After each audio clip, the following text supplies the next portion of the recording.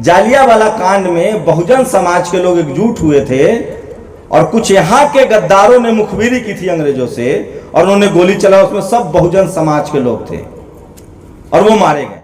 मनुस्मृति में सबसे ज्यादा महिलाओं के लिए गंदा लिखा गया। अगर हमारे भंते जितनी भी संख्या में है, अगर वो अपने जीवन में 100 और भंते बनाएं और वो अपने 9 महीना सड़कों पर दे तो ये भारत बुद्धमय भारत होगा, क्योंकि हम देखते ही नहीं उनको गांव समाज में। सबसे पहले तो शहीद उधम सिंह को लेकर जो ये कार्यक्रम हो रहा है, तो मेरी जो जानकारी है उस हिसाब से सोचिए कि 26 दिसंबर 1899 को उनका जन्म होगा। और शहीद उधम सिंह ने हथियार हाथ में क्यों उठाए? देश गुलाम था, जालियांवाला कांड हुआ था। जालियांवाला कांड में बहुजन समाज के लोग एकजुट हुए थे और कुछ यहाँ के गद्दारों ने मुखबिरी की थी अंग्रेजों से और उन्होंने गोली चला। उसमें सब बहुजन समाज के लोग थे और वो मारे गए। जो बाबा साहब उस समय के हिसाब से जो शूद्र, आज तो सब लोगों को पता है मनुस्मृति दिवस है, मनुस्मृति जलन दिवस। सब महिलाओं को बहुत बहुत मुबारक हो, क्योंकि मनुस्मृति में सबसे ज्यादा महिलाओं के लिए गंदा लिखा गया। उसमें लिखा गया है कि श्लोक है कि, और ये अयोध्या में हूं तो यहां बोलना बहुत जरूरी है, मनुस्मृति में लिखा हुआ है कि पुरुष महिला को बेच सकता है, जब चाहे बेच सकता है। तो उसको बाबा साहब ने जलाया 1927 में, आप सब जानते हैं। शहीद उधम सिंह ने जो उस समय किया उस पर हम सबको गर्व है, फक्र है।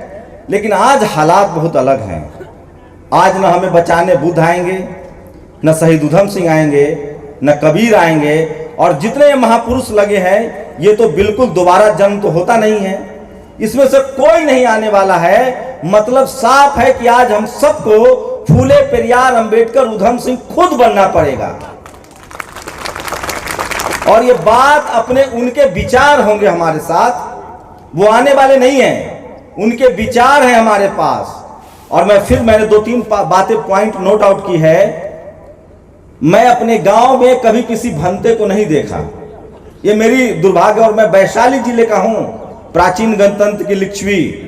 तो मैं चाहता हूं कि हमारे जो भंते हैं, मेरी गुजारिश है, व्यक्तिगत निजी राय है, वो इसे इत्तेफाक नहीं रख सकते हैं। जब मैं दिल्ली आया भंते जी से तो मैं कई बार मिला हूं। अब मैं हजारों भंते देखता हूं, लेकिन सभाओं में देखता हूं।